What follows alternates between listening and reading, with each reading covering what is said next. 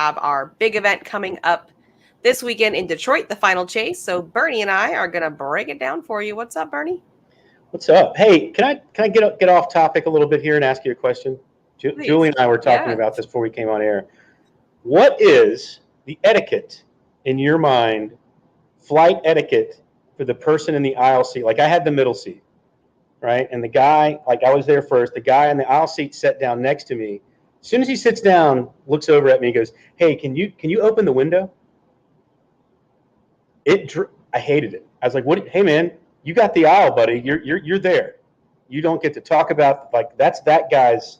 That's his thing. If he wants it up, 100%, 100% off limit. Like, what are you doing? You just sat down and you're ordering me around in our row.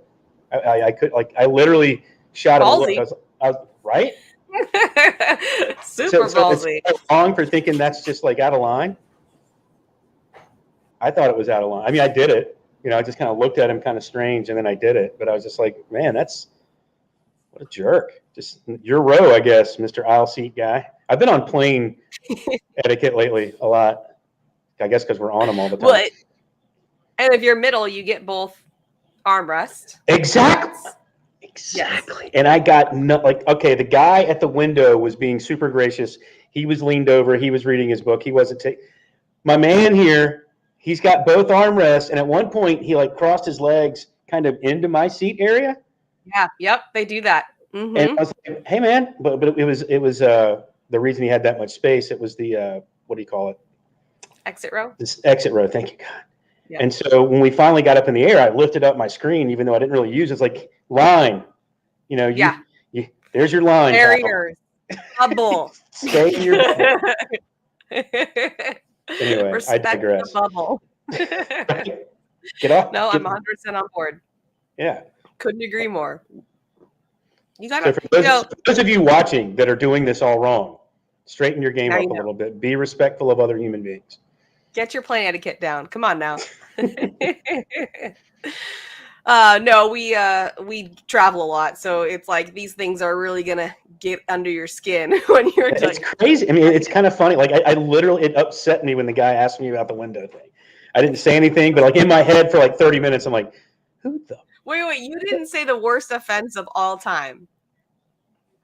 When you're deplaning and the person 4 rows back starts walking up before. Oh my God! It happened the other day, and look. I actually said something because I'm kind of a jerk, and I was like, "Do you have to are you catching a flight? Are you late for your? You must be in a rush for your next flight." And they're like, "No. I was like, well, then wait for everybody." It's like, there's rows in front of you, is what I said, and they just kind of looked at me funny. Hey, I'm proud for you for saying something because I just glare. I just get super frustrated. Well, I have a whole battle inside of me. We're in the back of the plane. We're not going anywhere until these people go. So just relax. Everyone will get up in a timely fashion. Oh God. Yeah, that's my worst offense, I think. All right, if someone's got to catch a plane and they've got a connection in their 15 minutes, everybody get out of their way. But man, that was people. But that's not what it is, and we know it. Yeah. All right, so last week we did doubles. We went through all the brackets for doubles. This week we have singles, and there's a lot to get into here in terms of stacked brackets. As I briefly went through, none of them stood out as stacked to me. It felt really heavy in one. Yeah. So we did see kind of certain quadrants that were easier or harder, but I think overall, it's going to be, pretty balanced across the brackets. I don't think that kind of makes sense now. We're in the 4th national. Seating is what it is. These people are kind of played themselves into these seatings. You know what I mean? Does that make any sense? So you're not going to have this random person as a 40 seed that's just not really on that, that should be a 5 seed, right? Yeah. And so you get these crazy brackets. I think everyone's this is who they are this season. Right? The other thing about these brackets is this is the last national. So there's a lot of people that need really good positions in this one so they can drop one of the previous ones. This is not the time that they can really have a low showing. So definitely it'll be interesting to see how it shakes out. So we're going to take a quick break. When we come back, we're going to start with bracket A and go into that in depth. So don't go anywhere.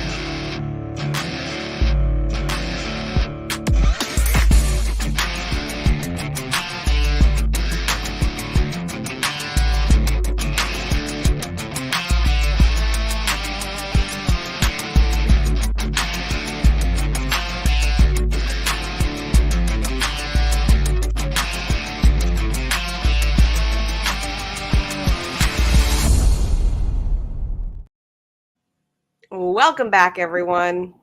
Bernie, do you happen to have the comments pulled up? I don't. I'm actually looking at the brackets on my phone. I don't have the So Trey said 4 minutes in, already off topic. Stacy. That's how I roll. That's how I roll. It keeps everybody on their toes. All right, we will remain on topic now. We're going to bring up bracket A, and this is Devin Harbaugh's bracket. So Devin Harbaugh is the number one player at the moment. Yeah. So interesting to see if that will stay that way. Yeah, and something we like, you kind of touched on it before we went to break. Not a good time to have a bad time. And I started thinking of people seeded over 25. You're going into the fourth national. Obviously, you're still in if you're seeded 25th, but the way things can kind of move and manipulate, a fair amount kind of in that area. If you're 25 and over, you really even, maybe even a 20 to 25 seed, you're feeling okay, but it's kind of dangerous. If you're a 30 seed or higher, you want in that top, you want to guarantee your spot. You've really got to start thinking about, can't spend time with friends. I've got to lock in. I've got to find a way to get deep in this bracket. And so looking at this, obviously Devin's a 1, a Cody Johnson, a Bob Bonch. That's a big match when you look at their seeding. That becomes a massively important match. Zach's doing okay. David Ryan, obviously you're going to have big momentum in this, a number 9 seed right here, Ian Cripps, someone that took advantage of that towards the end of last year. Someone that really came on strong and found a way to get himself going. Andrew Guy looking good. Megan Maupin, you've got some struggles there. Going down through this list, like an Eric Zockline is a 24 seed. You feel like you're safe, but are you?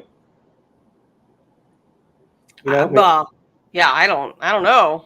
Right? I mean, it depends on, I guess, what would happen if he did poorly at this one. Where would that put him? Like, how much wiggle room does he have, I guess? Right. And I guess to make these comments, I should probably see how each national was. I should probably have that pulled up as well, because if there's one just outrageously bad national, that's going to get thrown out, and they're going to be fine. But, if this is kind of who you've been, you're in a danger zone. You've kind of got to lock in here. Frank Modlin looking good as an 8. Tice Cobb as a 57. I mean, Tice is going to really have to find a way to make something, big happen this weekend, or, you're probably looking at a qualifier possibly. I'm sure there's other ways, obviously there's a lot of other ways to get in, but, these are thoughts that got to start having these thoughts. If you've waited this long, it's probably too late. Like, I think sometimes some of the players, like I've even heard, the backside of these conversations walking down hallways, like, well, it's just one national. It's true, but you can't really afford to have 2 bad nationals, right? And you can't have that mindset of, well, it's okay. I mean, you should really try to buckle down as fast as you can. Alex Rawls is a 4, looking good. Oh, by the way, shout out Brandon Brown. He always talks about how we don't talk about him, even though he gets all his Canadian friends to watch, and we never talk about him. So shout out Donkey, 29 seed. Got to do some work. Got to make sure we see you around next season. Going through there, Jared, Matthew Morton, way too much talent. I mean, I know he's tried some different things, but got to wonder what's going on at a 45. Tubby Cobb doing well at a 13. But going back through this, obviously Devin coming through that first quadrant, if you will. I don't see, Andrew Guy, maybe, but I just don't see many people giving him, a big run right now, especially who Devin is these days. I like this second segment, though. Ian Cripps is a 9, Zockline at 24, Yeti Irwani at 25, Frank Modlin as an 8. I mean, you got to give Frank the nod there, but would you be surprised if it was someone else? Honestly, I think I'm going with Ian. I like it. Yeah. It obviously wouldn't surprise me if it's Frank, but I really like the way Ian shows up, and especially the last part of last season. I mean, he's in the 9th seed, is not in a bad spot at all. I don't know. For some reason, that one's just sticking out to me. I feel like it's going to be Ian. What's going to be interesting is to see what the boards are like, because these are 2 opposite styles players, right? We got Frank Modlin, who prefers a slicker board, and then you have Ian Cripps, who I'm assuming would prefer a stickier board based on just play style. Sure. So I wonder how much, board conditions will play into that. Detroit, I believe it's going to be storming while we're there. I just looked. So hot and rainy, but I Sweet. also, yeah, so I don't know like much about these regions. I think when it says it's going to rain, it could just be like for an hour or two. I think that's generally how these summer storms go. Sure. But being from California, I don't know. But yeah, I wonder how much that will play into it in terms of the venue and the weather and the board conditions, because I think that could be a big part of it. But in this first quadrant, I will be shocked if Devin doesn't just kind of breeze through. Yeah. No, not to give any shade to anyone on here. There are definitely people that could battle him, but just based on how Devin's been playing, I would be surprised if he didn't breeze through. And then I think I see him meeting with Ian Cripps. Is that 105? Game 105? Is that what that would be? I believe it would be. So yes. You like Ian getting all the way to game 105. By the way, another shout to Ian Cripps. This time last year, you're talking about a player who's probably not in, right? Probably going to have to go, big struggle. The kid has fought, found his way back in, and now you're talking about a top 40 player in the world. Which, right, and you think about it, the depth of talent, that is massive. And there's only those 8 spots. If you're a junior player, you don't want to give up one of your 8 spots. I mean, that's a coveted spot. So, shout out to him for making it happen, because we were talking about, okay, so Ian's going to fall out, so this person could take one of those 8. Like, those were the conversations that were happening. And he said, nope, I'm not giving up my spot, and kept it. Going into the bottom section here with Alex Rawls. Same thing. I think this is Alex's on that quadrant. And down here, I really like what I've been seeing from Steve Schrader. I really like what I've been seeing from Ethan Walker. I think those are the two that are going to be, but Blaine Rozier's been really good as well. I was going to say Blaine's been throwing really well. Steve DeRicke has had a really good kind of middle part of this season. But to be honest, I think we see Ethan Walker and Devin Harbaugh battle to go to the king seat on this side. I think once again, if we're talking about board conditions, you have a Steve Schrader who's going to want a slicker board, and you have an Ethan Walker who I'm assuming would want a stickier board based on play style. So curious to see how that shakes out, but I think it's going to be one of them. And if you're picking, Alex Rawls obviously has a lot to say. The guy's won a national this year, right? In singles. Yeah. So, I would be surprised if it's not Alex and Devin. But there's a lot of people on there that I think will give him a hard time and could definitely get hot and take that win and throw an Alex Rawls into the elimination bracket for sure. And then on this, we go to the right side, Fisher Hamilton, one of the hottest players in the game, period. Put it this way, if Fisher Hamilton and Gavin Cano could figure out what they're doing in doubles on a broadcast court, we're looking at Fisher Hamilton. Seriously, we're looking at Fisher Hamilton possibly having a Mark Richards type season, right? He's won a national in singles. They've made so much noise, especially in the shootout series in doubles. You're talking about a massive, massive player at this point who's just had some breakdowns in doubles on the broadcast court. Right. But Fisher Hamilton, I see kind of. Once again, you got Chris Kingsbury there, give him some trouble. Solid players, but I don't see anyone getting past Fisher in that first quadrant. Yeah, obviously Fisher Hamilton, is going to be dominant there, but Chris Kingsbury, he's strong. He's strong this season. But yeah, if I would be surprised if it wasn't Fisher in that first little quadrant there. This next one, sorry, I didn't mean to jump on you there, but this next one feels kind of wide open to me. Totally. I don't feel like anybody is obvious. You have Damon Dennis, obviously a great player. You have Kimberly Glass, who's been having even more success lately. Adam Hisner, who's always solid. And then you have Scheibner, who's been making deep runs. And even Kingfisher, which national was that? He went really far. I'm totally blanking. He's having a struggle, though. The 58 seed, that's trouble. Right, so Cameron's had some issues there. I think it was the first one that he went pretty deep, and then just hasn't repeated that. But I think I got to go Hisner on this, but not with the confidence I have when I said Harbaugh. Yeah, absolutely not. And Hisner's such a great singles player, but Damon Dennis, you can't say Damon Dennis is going to play poorly. The moment you think the game has passed him by and things just aren't working for Damon anymore, he ends up winning a bracket. Totally. Right. So or I mean, he did win it. He did win an Open. What was that? 2 Opens ago? 3 Opens ago? That's what I mean. Or he wins the whole thing. You never know. Yeah. So can't throw any dirt on Damon Dennis. But moving down, Hunter Thorne is the 3 seed. Once again, a player the last 9 months who's been on an absolute tear. I've said it a billion times now at this point. The depth of talent is so extreme to make the kind of jumps that he's made is actually quite remarkable. It's a little bit like Tony Smith last year. Yeah. You know, Tony, all this promise, didn't quite see it when he first came. And then he started climbing the ranks. And so we're seeing that out of Hunter Thorne, you know, and going through this bracket, you know, you look in that quadrant, Kyle Malone is a 14 seed. The beginning of February, Kyle Malone's the best player on the planet. Yeah. What happened? I'm still taking him this quadrant. Are you? You're taking him past Hunter? Yeah. I can't. I mean, it makes perfect sense. I don't know which Kyle I'm getting. If I get Kyle the first 3 months of the season, 100% all on board. If I get, you know, what's representative of the entirety of this 6-7 months that we've gone through, I'm taking Hunter. I think I'm taking Hunter to come out of that quadrant. I think Kyle's coming in angry because he couldn't make it to the shootout this past weekend due to weather. I think he's like, all right, I'm not messing around. That's nonsense. Yeah.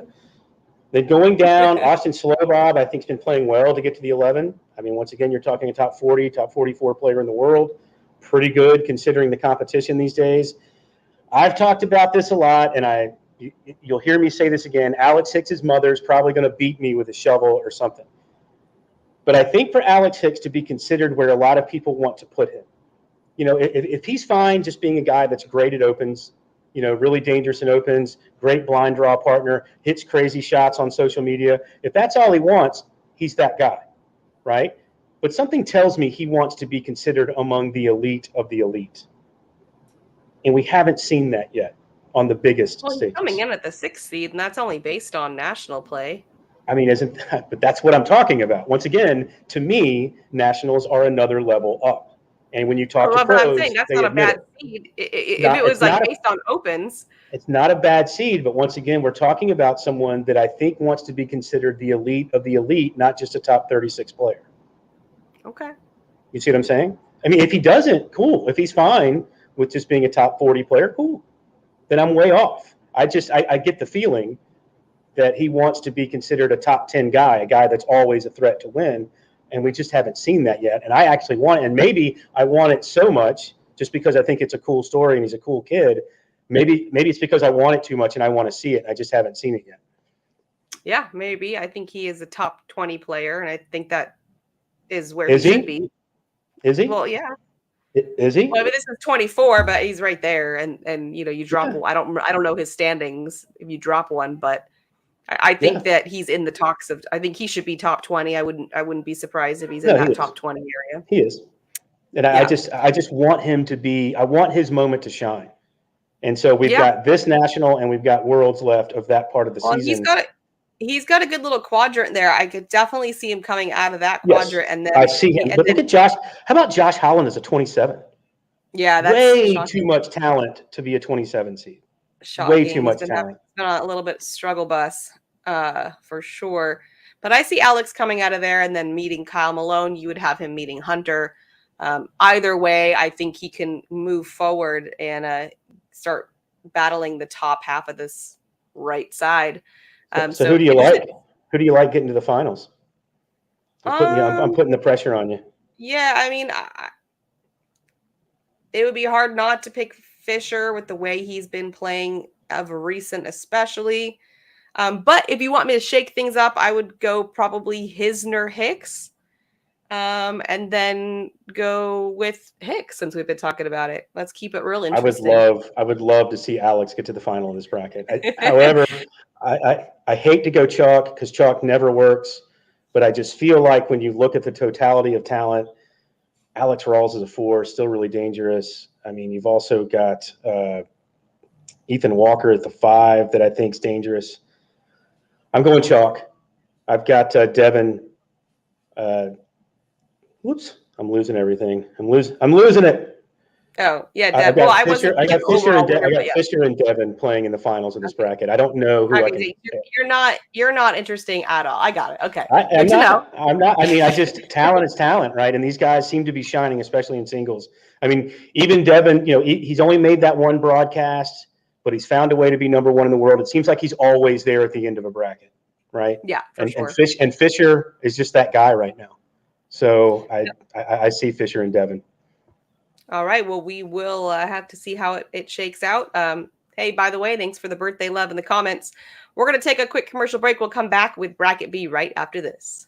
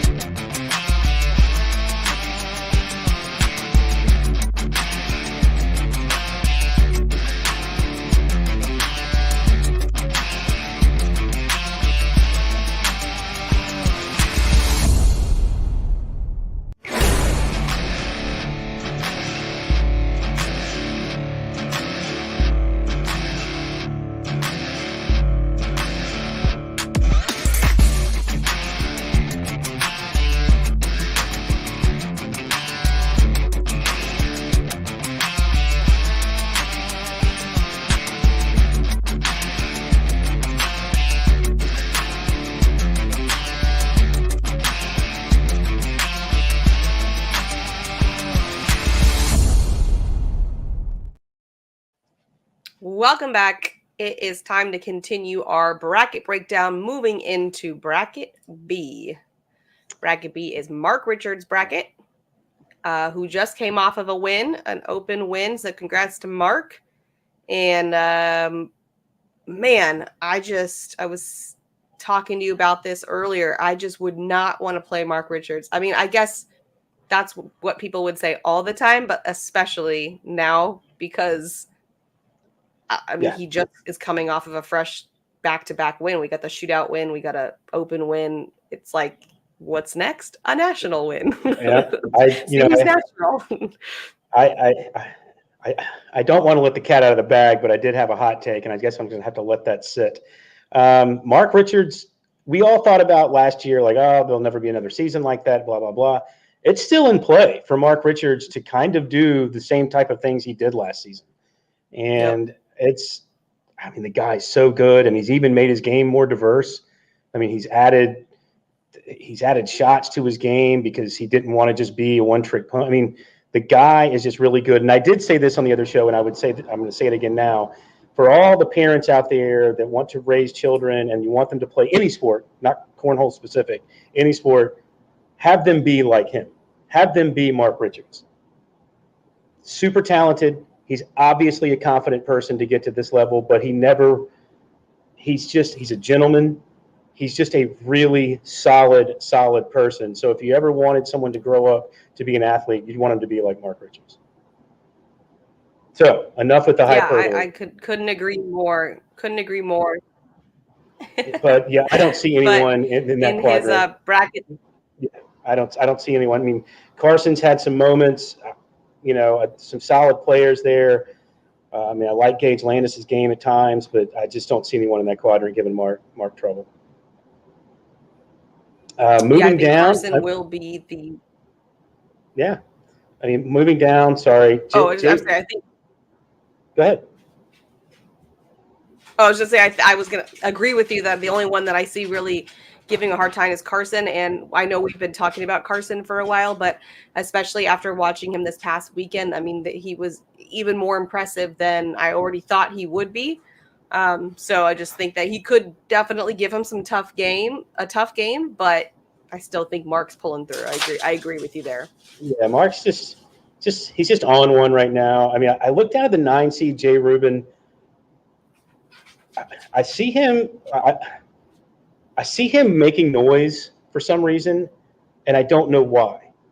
Okay. Because as a 9 seed, obviously, we all know how good of a player he is. But for some reason, I feel this is the national. We get Jay Rubin, and we see him deep when we're on the streaming courts, and we're getting down to the semifinal and the finals of a bracket, and all of a sudden, Jay Rubin's still around. I feel like that's going to happen, but I don't know. Like, I don't have any proof. I don't have any statistical evidence to kind of throw at you. A gut feeling. Yeah, it's a complete gut feeling. But we talked about earlier the seeding and where you are in your seeding and what that means to next season. Jackson Gore, surprisingly enough, I think needs a massive weekend. Yeah. Sitting at a 41 seed, he needs a big weekend. Trey Birchfield, doubles win in the last Open. Hopefully that gives him some confidence. Like you and I've talked about it, and I think you made the greatest comment about, he was once the robot, and when he stopped being the robot, he stopped being dominant.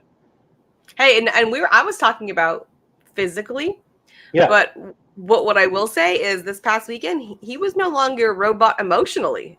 Like I was seeing a lot of like feeling and response, and I like that part. But I was thinking, man, he's not really the robot in any regard anymore. Yeah, I mean, maybe he's come out of his shell. Maybe it's a good thing, but I mean, looking as a 25 seed, maybe it's not. But I would like to see him get back on track because I think it's good for the game. I think he's such a unique type talent with his attitude and everything. I like when he's a dominant player. Steven Bernasset, how well did he play in the last national? Right, it was great to see him make a run. It had been a while, and it's such an interesting. And you were talking about board conditions. He has such an interesting throw because it lands so deep on the board. Right, so for him to get into an airmail battle, and we saw it the last national, it's not that hard because he's throwing so deep anyway. The airmail is what he's already throwing, basically. His bags go so high. It's kind of like Jimmy McGuffin. I think they have very, very similar deliveries as far as how the bag is. There's a little downward tilt the way it comes down. It lands so deep on the board. I don't know. I would like to see Steven, like to see another weekend like that. I'm not sure. But for some reason, gut feeling, no statistical evidence to give you, I'm liking Jay Rubin coming out of that quadrant. Okay. I think I would go Trey Birchfield, but I like the Jay Rubin call. I like it. Matt Guy. You're Matt Guy as a 4 seed. Yeah. As a 4 seed. I was talking about Jay and the feeling I have about Jay. I think Matt is he's really been, last national wins a bracket. I think he thought he was on television at that point, and I think he let down a little bit going into that bracket, the semifinal. Oh, because we only take the final 2 in singles. Is that what you mean? Right, and for some reason, I think he may have thought that he was going to TV and kind of let down a little bit. So I don't think you see that again. I mean, obviously, you've got players like love a David Morris, Duncan Klimmer, Eddie Grindersleeve is a 13, but I got it. It's Matt Guy, right? Yeah, I think it's a good little quadrant. I think Duncan Klemmer and Eddie Grindersleeve will definitely show out, but I do see Matt Guy coming out of this one. Going down, it's another one. I mean, Dylan Turpin in the 5, and we've seen Dylan play so well in the Nationals especially. I still feel like it's open, though. And maybe it's just because I'm not giving Dylan enough credit. I don't know. What do you think? I don't think it's that I'm not giving him enough credit. I just think that Jeremy Schermerhorn has been playing well. Isidro Herrera plays really well. Somehow he just shows up and does really well. Berkeley Pear. So I don't think it's an obvious Dylan's coming out of it, but that's still who I'm picking. But I do think that there is some tough competition in that quadrant. Yeah, I think that's going to be a tough one for Dylan to get through. However, we shall see. Moving over to the right side. Here's your 2 seed, Joe K, Joe Niestedt. You're talking about a 2 seed, so you're talking about a top 10 player in the world. I feel like I get the impression from Joe, I mean, you're just in an open and you drop down to tier 2 doubles. Lots of names drop down to tier 2 doubles. Not the end of the world. It happens. I feel like he's got something to prove in a way. Like when you start looking at the other 1 and 2 seeds, I feel like we're giving them a certain level of respect that maybe we're not giving Joe Niestad. Yeah, like I'm really liking Ryan Smith in that bracket right now. See what I'm saying? Even in the game to 21. I mean, Ryan. I mean, but just winning in doubles to a 21 game. He's just, at times Ryan seems like such a shootout like specialist, but I don't know. I like Joe K in that quadrant, even though Alec Ryan can still give you trouble. Justin Stranger, just not consistent enough. I don't know. I like Joe K coming out of that quadrant. Okay. Right. Gavin Cano is this quadrant, and this is a tough one. I mean, Rosie Streaker did really well in the last national. We got Noah Wooten there. You got Ryan Windsor. You got Bella, who probably has something to prove since she had to miss the last one. So I think this is a tough little quadrant for Gavin to come out of. I still am going to go with him, but I don't think it's going to be easy to get through it. Yeah, it's seeing Ryan Windsor as a 7. Ryan Windsor's still Ryan Windsor. He still can hit all the shots. He's still capable of huge runs in any bracket. He's capable of winning any bracket he's in. I don't know if his confidence level is where it needs to be when it gets tight. And I don't know. Maybe I'm just way off, kind of misreading things. But I don't know if it's confidence, but maybe a little bit of split interest, right? Could be. I mean, is he playing enough? I get where you're going with that. But Gavin, I mean, who's playing better than Gavin Cano right this second? Not many people. It's a small list, if there is a list.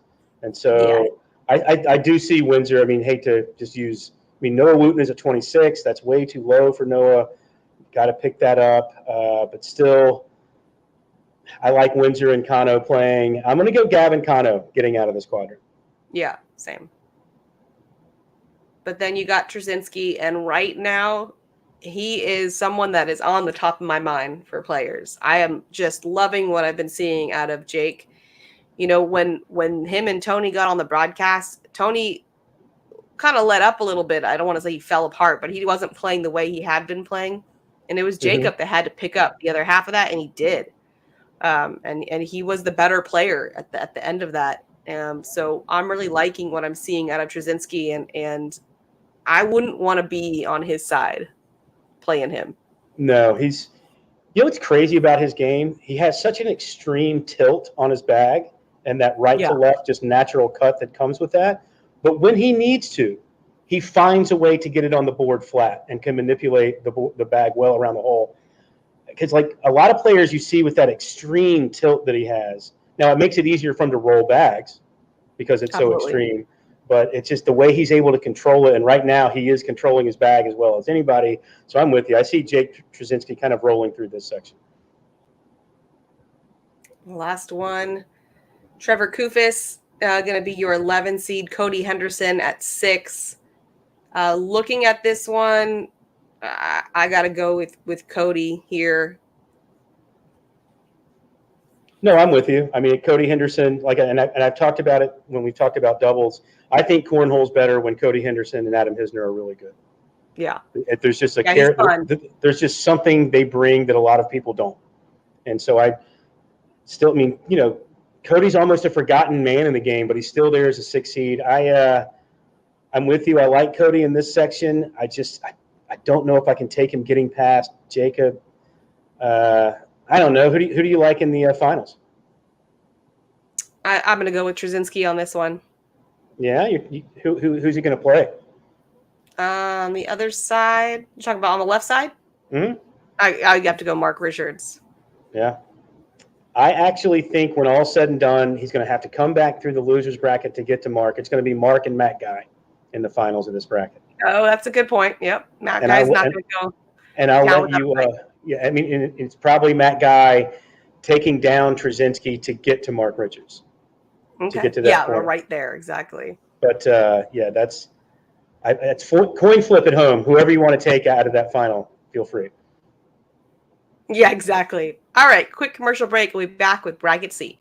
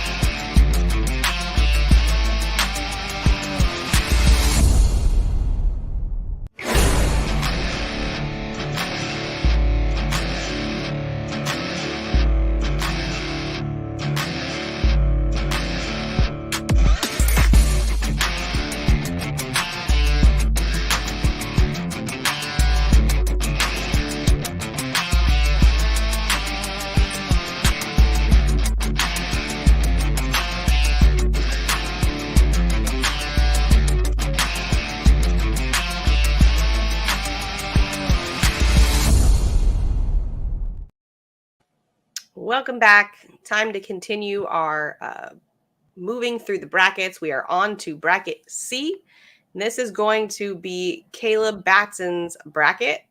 And after the, I don't know what, 3-4 weeks he's been having, whew, how tough good. to win that one. How good. I mean, Caleb Batson is just, and it's great to see. We've talked about it before, you and I've talked about it with Jeff on Borderline, hashtag shameless plug. Certain players that have really kind of come into their own this season have done it by battling the 6 inches between their ears, right? Yeah. Devin Harbaugh has made it, known that the kind of changes he's made psychologically. Caleb Batson is one of those people, and to do it at such a young age. It's one thing to be an adult and you've got kids or a kid on the way and you're really making these life changes, but to be a 17, 18-year-old and to be like, if I really want to, change my fortunes in my profession, which is this game, I've got to take myself more seriously, and I've got to, and he's done that, and he's seen, he's seeing the fruits of his labor. He's become that guy. He's a 1 seed. He's a top 5 player in the world, and some would argue right now he is. I mean, he's a handful of guys that have just kind of elevated themselves in the game right now. So Caleb, you look through this top bracket. I mean, obviously he's going to get a PDC player. There have been some great PDC players, right? I think we've forgotten to mention that. So there have been some solid runs from some PDC players that have come into these brackets. But I just see Caleb. I mean, Jordan Power is in this section. Jordan can be that guy. He just, there's always a round or two from Jordan right now that kind of get away from him. So I don't see anyone in this section beating Caleb. Yeah. Next one is going to be Moses Azueta at the 8 and Terry Mathis at the 9. But I'm going with Tanner Halbert in this one. I know he's the 25. That's shocking to me. I don't think that's where he should be at by any means. And I can't remember his finishes. I can't remember if he had an outlier performance, which made him the 25 seed. Obviously, we haven't seen him, in the bracket finals yet. But I think this is the time. Like, he's got to be feeling pretty hungry for that end of the bracket type of play. So that's who I'm picking in this quadrant. I like that. I like that pick. I mean, to me, this is an open section. No offense to I mean, Terry Mathis is going to run backs. To your point, when we started the broadcast about what the weather's going to be like, the tackiness, the conditions of the boards, I think that has a lot to do with how well Terry Mathis will play. Because he's just going to run bags. It's funny, if you get a Tanner Halbert, Terry Mathis in a game 82, for example, that's a lot of bags in the hole. Yeah, they're just going to be running bags. Which, something tells me we're probably going to see that. I mean, Moses is sneaky. Oh, he's super good. Sneaky. Yeah. I just Tanner Halbert. Yeah. Moses or Terry. I just think Tanner is going to be like, dude, I gotta. How am I a 25 seed? Right. How am I barely in the top 100? Like a tear. I think we'll be on a tear. Yeah. So you got to feel like it's coming, right? I mean, he's just too good to be where he is. I agree with you. And then Derek Collin, but you've also got, Doug Zaft, Jeremy Frazier. I'm still going to go with Derek Collin in this one. I think Derek Collin is, obviously playing better than Josh. Like, you can see that by the seeding. But just watching them both, Derek seems to have it and Josh seems to be a little bit off. And Derek seems to be pretty dominant. So I see him taking down this quadrant as well. Interesting. I'm going to change it up on you. Derek Collin, however, is always, if you look statistical leaders in PPR especially, for every bracket he plays in, he's there top 2 or 3, right? Yeah. He's always right there. His PPR level, another guy that's just going to run bags. Jeremy Frazier is super underrated, and I think a guy that's going to give him trouble because he can kind of manipulate the board a little bit better, has a little bit extra to his game. So I think Jeremy Frazier actually takes down Derek and gets out of this quadrant. Okay, I like it. You don't want to go down? You don't want to finish? You hate AJ Sims? Dang it, AJ. I'm so sorry. AJ deserves all the love in the world. The guy is a shooter and high PPR. I mean, he's shooting 10s and above throughout whole tournaments. So definitely not an easy a person to take on there, and I pick him for this quadrant as well. I think he could have some good games in here, but I see AJ coming out. Yeah, for sure. Curtis Haddix is a guy I want to talk about that's in this little quadrant. A guy I didn't really know much about, to be honest, when the season started. You've played your way up to a 12 seed in singles. Pretty ridiculous, right? Yeah. You're playing really, really well. I actually got a chance to see him a couple times on the streaming courts. He's a very good player, but my guy, AJ Sims, I like AJ in this quadrant. Yeah. All right, sorry, AJ. All right, moving over to the right side. Jacob Gore. I was excited about Jacob Gore. What a fun player to watch. You do have Jimmy Humans. You do have Blake Karnick that's been playing exceptionally well lately. You do have like a veteran James Baldwin in there. But I just don't see anybody getting through Jacob Gore. No, it's Hollywood section. I mean, I'd love to see James Baldwin play better than a 34 seed in a singles bracket. Yeah. I mean, his talent level, I mean, he may not play as much as he used to. Talent level is still good enough to not be a 34 seed, right? Right. I mean, let's be honest. But Jake Gore, it's all Hollywood all the time in this bracket, in this section right here. Agreed. Moving down, you got Jeremiah Hector at 7, Justin Carpenter at 10. Jordan Kimbrell's been playing really well, but you've got Noah Almanza at the 42, which is mind-boggling to me. I don't know how Noah Almanza is 42, but I kind of have to pick him in this one. I just kind of similar to Tanner Halbert. I feel like he's got to have a really strong national, and I think that he has the opportunity to get pretty deep here in this quadrant. Yeah, the chat's in front of you, right? So the chat needs to help us out. I can't remember why Jordan Kimbrell had to miss a national. And I don't know if he got married. I can't remember exactly what the reason was. You're talking a top 25 player last year or the year before, but you're talking about a very seasoned singles player. Yeah. I actually think Noah Almanza and Jordan Kimbrell play in game 86 to win this quadrant. Interesting. Yeah. And then we get to Jamie Graham. Jamie Graham has some people that could give him some trouble. I mean, Jeff Reynolds is always good. Andrew Labrador out of the West. Ryan Hart has been playing really well lately as well. But I still got to go. Honeymoon. Nico said he's in his honeymoon. Jamie Graham. You got to like Jamie Graham. I think he's another player that really has something to prove. He knows how good he is. He knows he's still one of the best players in the world. He just has to prove it, right? Yeah. And I think he was starting to do that here recently. I look for another big national run from Jamie. However, if we get to game 87, I see him playing Ryan Hart, and I see Ryan Hart giving him everything he could possibly want. Yeah, absolutely. And then we have Cheyenne Bubenheim at the 6th seed in this quadrant.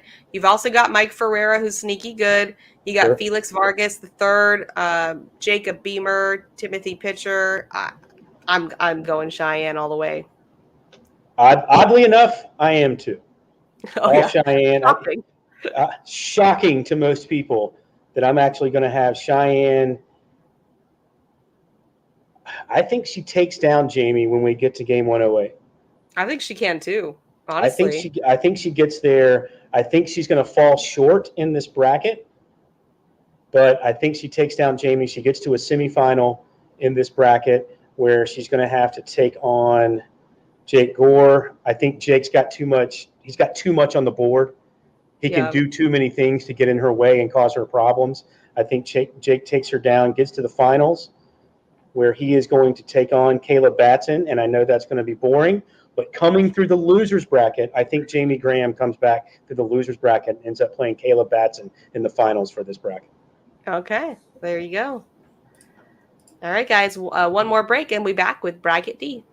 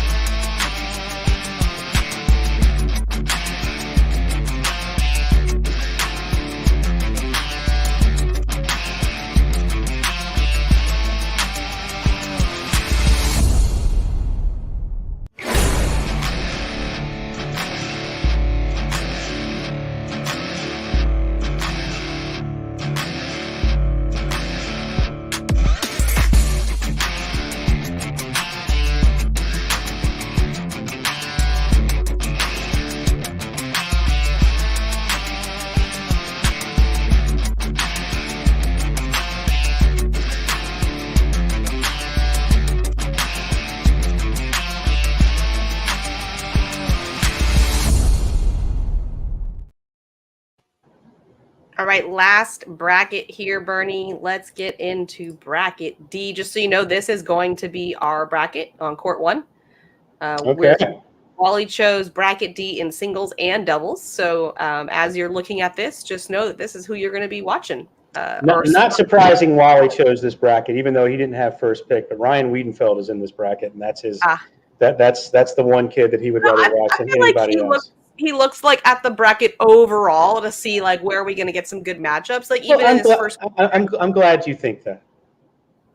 I think so. I mean, Alan Rawls, Ryan Wiedenfeld, Justin Rule, Tyler Poitras, Peter Zazueta. These are all people. They are by definition people. But I am pausing in my conversation. Who could go deep in the bracket? That's what I was going to say. I am interested. By the way, can we give Alan Rawls his due? I know, right? Number one. I still feel if we asked just a random cross section of pros, like give me your top 10 players, I don't know how many would have Alan on that list. Seriously. Well, even talk like walking through the building and where were we last national? Brain stopped working again. I asked a couple of people. I was so who do you like? Where would you put Alan in your ranking? You're like, oh, he's playing pretty well. I mean, maybe top 20. It's like maybe top 20. The guy's just winning brackets. That's what he does. He's a 1 seed. He's a top 5 player in the world right now, and it's like maybe top 20. Like it's crazy. Like it's just so crazy. So with that being said, as soon as I get done saying all that, I think Wiedenfeld wins this section. You think Wiedenfeld gets it? I do. That would not be surprising at all. I still think I'm going to go with. I think I'm going to go with Alan, though. I think that he's too consistent to think that he's not going to grab this quadrant as well. Now, win the whole bracket, I don't know, but this quadrant, I think, yes. Yeah, I'm not saying he might not come back and win the bracket. I'm just saying I think Wiedenfeld kind of, and we don't know who the PDC player is going to be. Once again, we kind of talked about that before. I mean, it could just be a bad matchup, right? It could be a kid that just not, for whatever reason has to come out of PDC. It could just be a bad matchup for Allen. Then all kinds of things kind of fall apart in that quadrant. But I like Wiedenfeld there. Like if we scroll down, Jay Dotson is a 9. Going to have to play a lot better than he played in Super Bowl. And that's a shot to Jay Dot there. Yeah, wasn't his best performance, but we know he's the Super Bowl is kind of its own beast. Yeah, for sure. Like it's a different mindset. I understand. The relaxed nature of it either makes you play your best or your worst, right? Either you're like, oh, the no pressure, like you have a Kimberly Glass who went out and threw the best she's probably ever thrown, and then you have a Jay Dotson who's probably like, yeah, that is not anywhere close to what I can do. Yeah, I'm just throwing one at Jay Dot. I love him, so that's why I kid because I love. But Nico Morales is the 8. Yeah. Has he started to plateau a little bit? Because he was making this giant run up through the ranks, right? And I'm wondering if we're kind of starting to see his ceiling a little bit as a player, because it's awful crowded when you start getting into the top 20, top 25 players in the world. Awful crowded with talent. I mean, I just think back to, a lot of these players, even a Justin Burton Jr., who obviously is elite, had a bad national, right? Sure. And I think back to Erie. I think Nico was on our court, and what I saw out of Nico was elite level talent. So I don't know what happened in Portland, but I think that was an outlier. If it was Portland or whichever one was the one that you're referring to that you feel like he may have plateaued, I think that's an outlier situation, and that's not what you're going to continue to see out of him. I think what we saw in Erie is what we will get more of out of Nico, which means he's going to go pretty far. Yeah, I mean, when I say that, I don't mean anything bad by it. You're looking at an 8 seed, so what is that, a top 30, 32 player in the world? That's pretty good. I mean, plateauing at 30 in today's game, pretty darn good. It's just that top 25 is so loaded with talent, and I'm just wondering if we're kind of seeing, is this as far as he can go? Hope not for his sake. I hope he's like, whatever, Bernie, and just finds a way to get into the top 10. That would be awesome. But I'm curious to see how that plays out. Number 4, I'm going to go ahead and say it since it's the last bracket. On this side, I have the 4 seed Logan Chamberlain getting to the finals. Yeah, of this bracket. That's a strong call. Yeah, I mean, I think that quadrant is definitely his. You go up here, if we're picking Nico, I think Logan can get Nico the way he's been playing. So then you're up here with, did I skip one? Yeah, you're still down the bottom. He'll have to be playing then, the bracket at the bottom. Yeah, to get there. Yeah, so he'd be playing, essentially would be playing, what did I say, Nico? Mm-hmm. Where did so he you go? think Nico gets Oh, no, down here. Yeah, you still got one to go down. I keep getting rid of this last quadrant in the bottom corner. You hate the bottom left. You hate the bottom left. The bottom left is out. But if we go back to these top two, though, so it'd be, if we say it's Nico versus Alan, and whoever, or you're picking Ryan, either way, if one of those is coming out, and then it comes down to Logan versus this one, I'm probably going with Creek Killer. Yeah. I still pick Logan coming out of there, which then puts him against maybe Alan Rawls or Ryan Wiedenfeld from up here. And I really like Logan. I think it's a strong showing he's been having. Yeah, and you look at that bottom left quadrant. I mean, Eric Davis, still Eric Davis, the talent everyone knows. It's just a matter if he can put enough bags in the hole at this point. I think everyone's kind of discussed it. We know the talent. You just got to put enough bags in the hole. Valdivia can play. I would love to see a big run from Tyler Cobb. Would love it. Love it. Very much do. But Creek Killer is so consistent, so solid. Yeah, I see Creek Killer coming out of here as well. You say that Wally picked this bracket because it has Ryan Wiedenfeld. Maybe he picked it because it has Eric Davis, who I always love to watch. Yeah, I'm all in on it, man. Right. All right, over to the other side, Justin Burton Jr. So if we go with what we're saying with Logan Chamberlain, this very well could be a Logan Chamberlain versus Justin Burton Jr. final, which I guess you could say boring, but I think it would be awesome. Well, boring in the sense of like how predictable with how strong these two guys have been playing, but these are obviously doubles partners. And I very much could see them getting there, but let's look at Justin's path to get there in this first quadrant. I don't see anyone giving him too much trouble. I really don't. I mean, if a Vincent Frisch gets in there from the PDC, that could be a challenging match, but I think Justin will still come out on that. Yeah. So yeah, that to me is what you're going to see there. Shout to Travis Purser, someone that could really run bags with him, but I just don't. Yeah, I don't see anyone. I mean, if JBJ is even close to on, I think he kind of rolls through that quadrant. Yeah, and like I said earlier, he has a bracket that he has a national that he has to drop.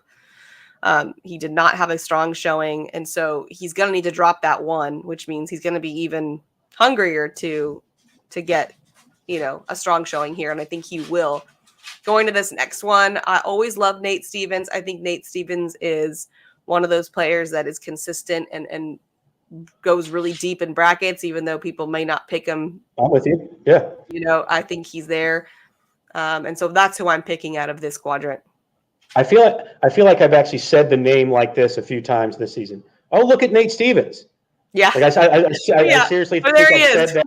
I think I've said that like 3 or 4 times, looking up at bracket. Oh, there he is. Look how deep, like just, kind of surprised that he's so deep in the bracket. But to your point, he's had some great runs. I like Eric Anderson in this quadrant, actually. Yeah. I think EA's due for a really big run as well. So I'll take EA coming out of that quadrant.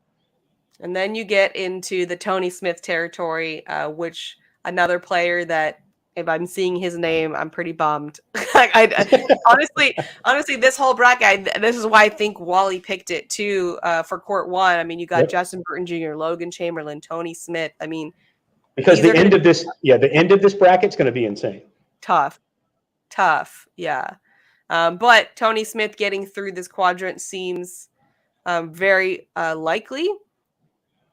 Yeah, which means he's going to play someone out of this one. Yeah, if I look at it, like I got to give a shout to Dave Sutton because in the last shootout, Dave Sutton was just beating people to death, like Hunter Thorne and Devin Harbaugh back to back. I think they scored a total of like 5 points combined.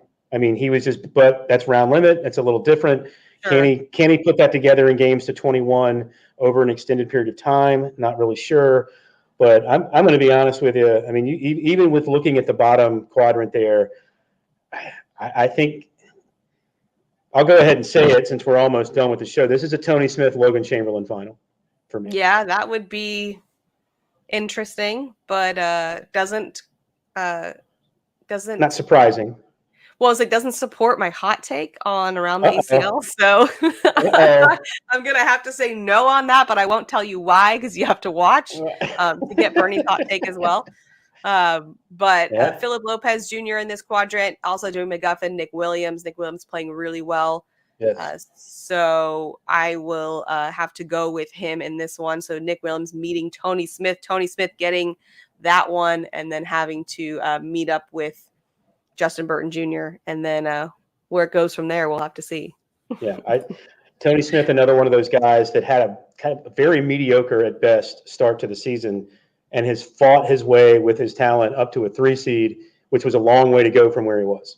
And so, playing really well. Tony Smith is just on another level, really. He's just Absolutely. One of those guys that I don't care where you put him, who he plays against. He's a threat to win any tournament he's in. I think he's a big threat to win this tournament. But I don't know if I can pick a final in this bracket, even though I'm leaning Tony Smith. I think he's going to end up playing Logan Chamberlain. So I'm going to go ahead and step out. I'm taking Tony Smith to win this bracket. Okay. All right. There you got it. All right. We made it to the end, Bernie. That is it for our bracket breakdown. Everything's going to go down this weekend in Detroit. So we'll see you all there. Thanks so much for joining us.